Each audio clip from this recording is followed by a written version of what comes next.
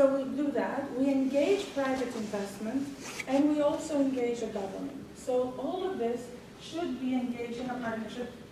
I work as a catalyst, as being the private sector, the private investor that goes into a community. And I create personally, being here, being panel group, I create a public-private partnership with the government that gets announced to the citizens, and they underwrite the agreement. Which is a little bit like your municipal council. And I'm going to tell you very quickly what happened in Peru. So in Peru, when I got there, I was a woman I met. Her name was Margarita. And I liked her name because we also use it in my country. And I thought, oh, it's not Lucia or something. That was Margarita. And I like to say it with her name too. I felt at home finally after so many months of working there. Margarita was a seamstress, and she was very interested in having me as a client, because she was only making from her very few people that were around about $80 a month. So she was worth $80 a month, period. That's it. She had 3 kids, lived in one of these very, very precarious homes. In 1990, we had hyperinflation, very similar to Argentina. I was talking about it earlier today, where at 11 o'clock in the morning you would buy something for $10, and at 11:30 would be $22. I mean, it was 1,000,000% a year. Okay, it had defaulted in sovereign debt. Peru, joblessness left and right, informal sector, informal property, 70%, 80% in the rural areas, 70% in the urban areas. Now, think about it. What type of security of rules you have if the majority is outside the rules? You get it? Like you have, gangs and rules. You have gangs out there, and 70% of the world participate in those.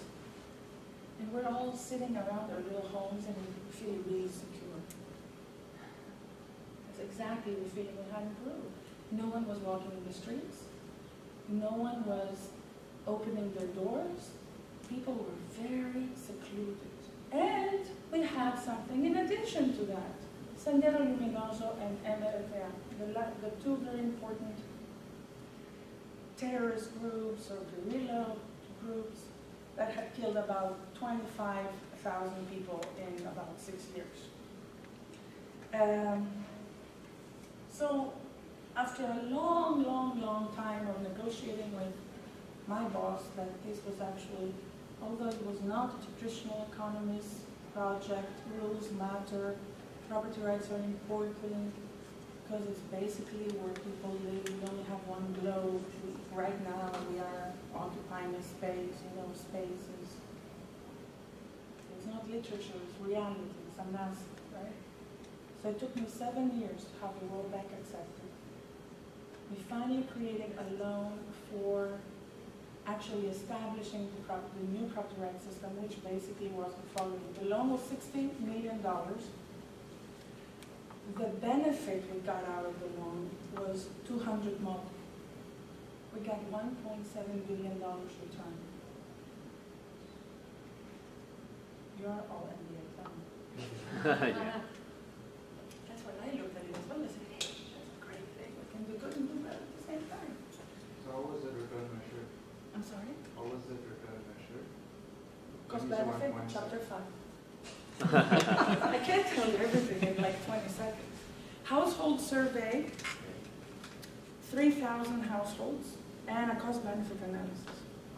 So the value of the land before was X, and then after was so much because of the reform, okay, with control groups and all of that. So it was taking. We had 14 agencies, an individual. Now imagine the person that was deciding to live with the other person in that little blue. with a common bathroom, God knows where else, in another little group, waking up in the morning to go to the 14 agencies that, of course, were not around the corner. I was frustrated today because I was telling Peter, right? I was saying, I don't know how you guys live here with like a car moving from one place to the next and another place, and people drove here to come here. I took planes.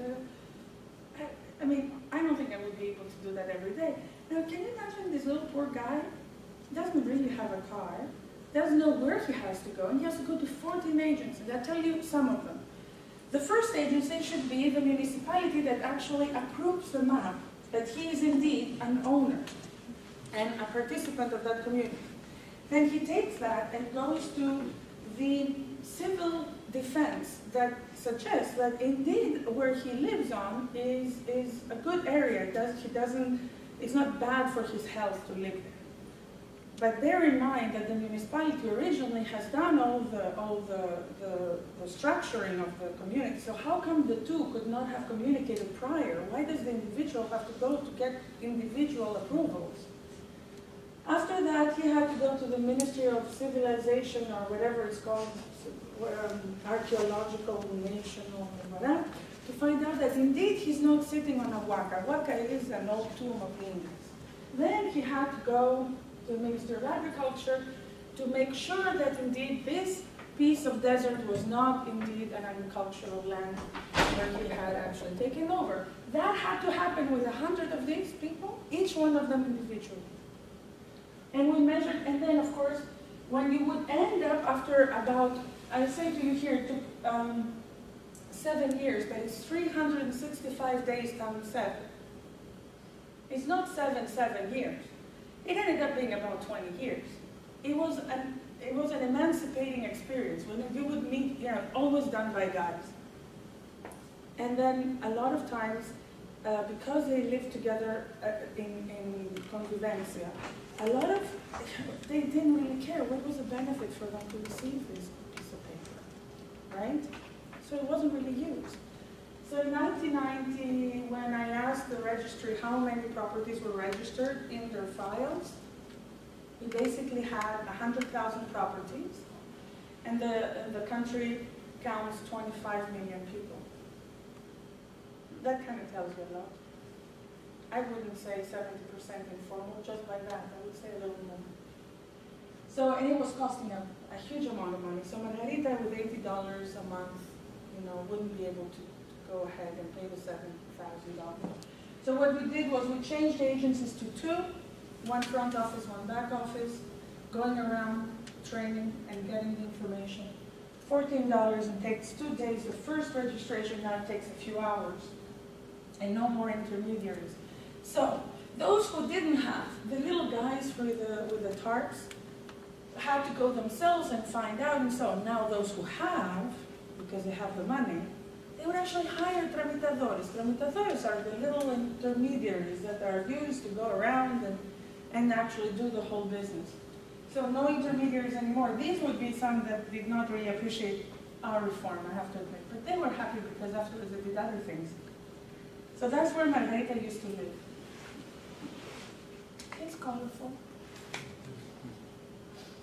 I know. And then these are her 3 kids. I could not take a picture of them right from the front, but I thought it was a nice one. And that's what I had to deal with, guys. The fact that all this bureaucracy was driving me crazy. So we had to go and get all the files from the municipalities that included transfers, those little papers that actually claimed the individual that had purchased had something written, whether it was an invoice or a little certificate or something. Not a formal paper, but it was, it was an agreement between 2 people. And then a lot of maps, which we worked with them, had to go to the field.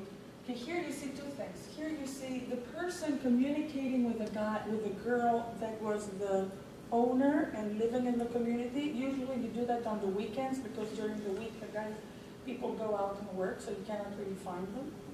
And we had to carry with us all the